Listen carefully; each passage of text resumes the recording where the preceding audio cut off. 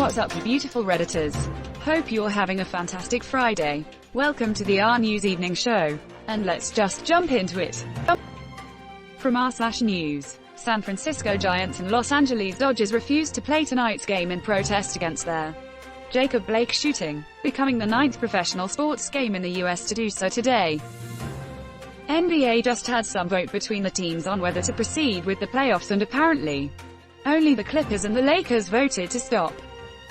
WOJ says they're meeting again tomorrow at the same time the NBA governors are meeting. I'd expect at the least that games won't be played tomorrow. Withholding labor is a strike. We should strike too. General Striker.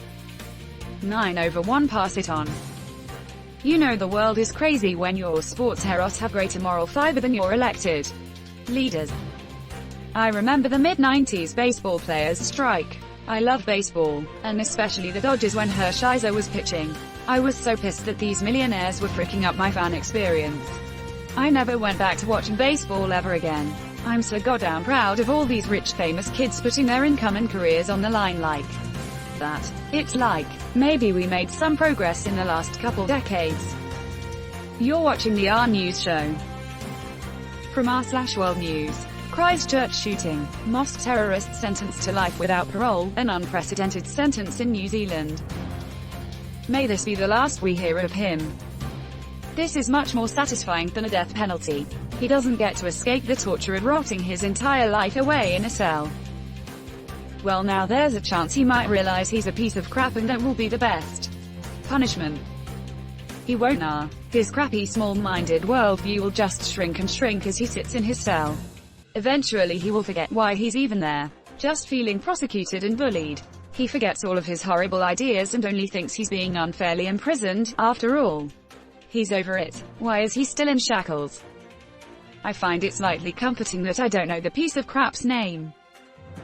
That's because you only read headlines and never articles. Like if you read this one, his name was used many times. Well, I'm proud to say that I never read the article, so there. This is the most Reddit comment I've ever seen. Why read the article when I can base my opinions around the headline? And if the headline is misleading, that's alright, cause someone in the comments will point out it's misleading, and now that'll convince me to read the article. I'm ashamed that this guy is from my country and targeted our cousins across the ditch. Not your fault. Come and visit when you're able to and show us the best of your country. Aussies are always welcome here. You're watching the RNEWS show. From r/World News. Being obese doubles the risk of hospital treatment from COVID-19 and increases the risk of dying by nearly 50%, a global analysis suggests. Being obese always increased the risk of death.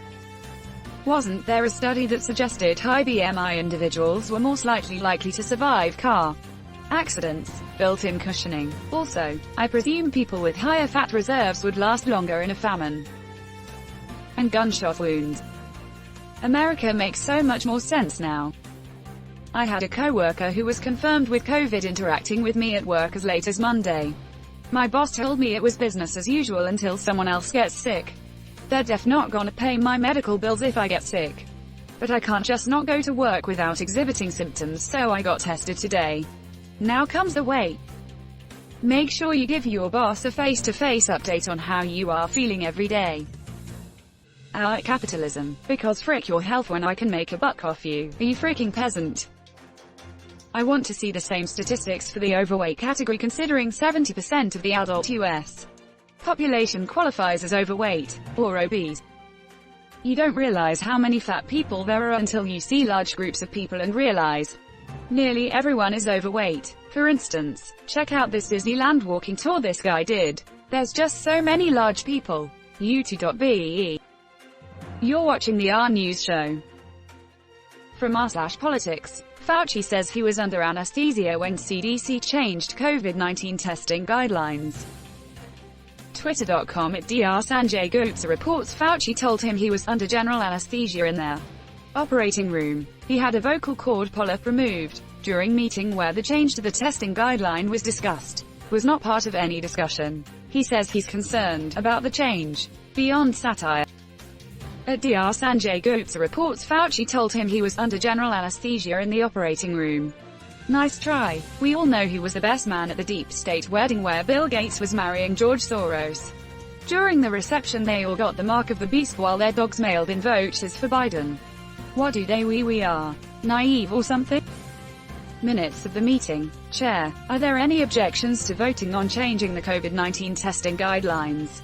No. Okay, let's take the vote. Voice 1, UHM.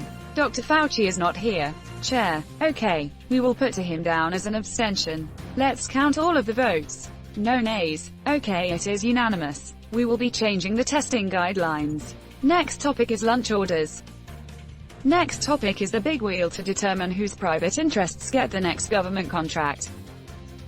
These cowards waited until he couldn't speak because he was literally having surgery for his vocal cords. If this were a book, the editor would be sending it back to the writer to come up with a less obvious metaphor. The mods are asleep. Commit treason. You're watching the RNEWS show.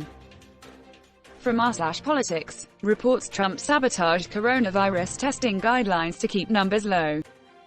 I said to my people, slow the testing down please. He openly admitted that this is what he was doing. Step 1. Trump says he is doing something horrible, unethical, probably illegal. Step 2. Evidence backs up the claim. Step 3. Fricking cricket. Step 3. For Trump supporters, chant 12 more years. And he did it while Fauci was in surgery under general anesthesia. Goodness, this is so wrong. This man truly is the Antichrist. www.benjaminlquarry.com. I think a real Antichrist would be someone that everyone loves. He does good and makes people happy and successful while slowly whittling away at spiritual support and silently executing his resistors, with the goal of undermining the position of God in people's hearts. Being an antichrist implies some demonic, satanic potence to his actions.